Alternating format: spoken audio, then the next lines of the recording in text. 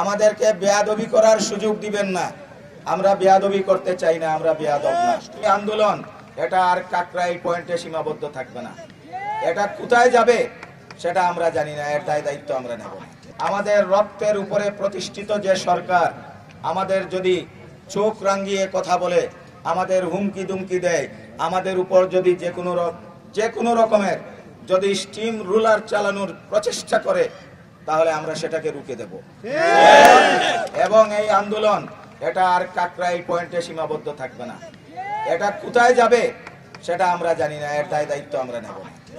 সুতরাং আজকের দিনের শুরুতে আপনাদের মাধ্যমে আমি সরাসরি যিনি আমাদের সর্বোচ্চ অভিভাবক, আমাদের সম্মানিত প্রধান উপদেষ্টা, উনার বাসা বেশি দূরে না, এখানকার সাউন্ড হয়তো বা উনার কানে যাচ্ছে।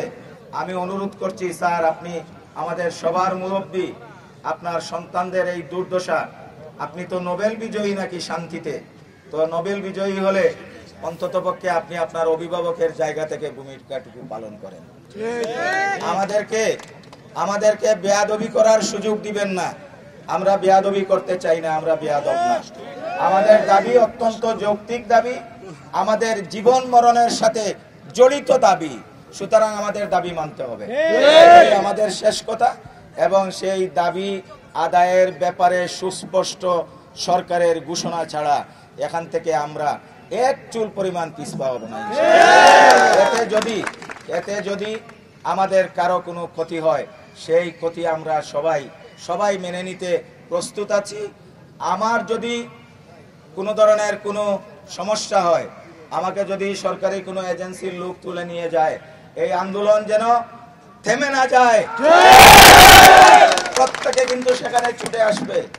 এবং আমার সাবেক এবং বর্তমান শিক্ষার্থীরা যারা এখানে আছে, আমার শিক্ষক মন্ডলী, কর্মকর্তা কর্মচারী যারা আছে, আপনারা আপনাদের ফেসবুকের মাধ্যমে সবাইকে জানিয়ে দেন, কেউ যেন ঘরে বসে না থাকে, সবাই যেন এখানে চলে আসে। আমাদের জীবন মরণ সমস্যা আমরা সম্মিলিতভাবে মোকাবেলা করব।